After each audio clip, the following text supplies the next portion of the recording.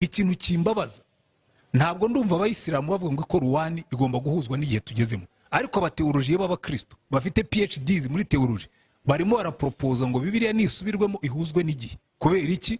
Barashaka ko tuvanamo bya bindi bibangamira abo ngabo bikagira intege nke. Burya waruzi ikintu kimwe, abayisilamu bariya mu gihe cya Antikristo tuzaba abavandimwe, kuko abantu ba mbere bazatotezwa ni abantu bose bizera Imana, kandi burya abayisilamu baturusha gukomera ku Mana cyane. Bazatotezwa kuko nabo bari mu bantu bazavuga ngo ya twebwe ntabwo turi gupfukamira umwana w'umuntu. Mu gihe cya Antikristo abayisilamu n'abakristo bazatotezwa kimwe. Nta mwisilamu azoza ngaho kumbwira ngo Imana imbwiye ngo ndakubwira. No, nta mwisilamu azoza kubimbwira. None ngende kumagiriza ibyo atambwiye. Mugabo twebwe abaporotini twe duswaganye.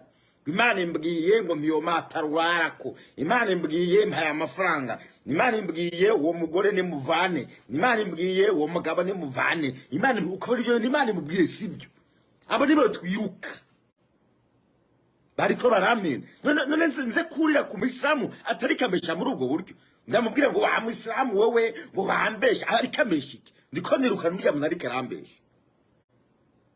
Nta Muislamu azanga kukubwira ngo mwijoro ndyamye ngo Imana yaraje imbwira ngo byuka ngo nabyuka Imana intembereza mu nzu ndazuru. Nta Muislamu uzosanga ari kaparagurika avuga ivyo bintu. Mugaba abaporoti uzosanga bakubwira ngo mwijoro ngo Imana ngo yabatembereye ngo irabavyura ngo ibajyana hanze ngo bisanga bajyamye hanze. Ibyo sibyo.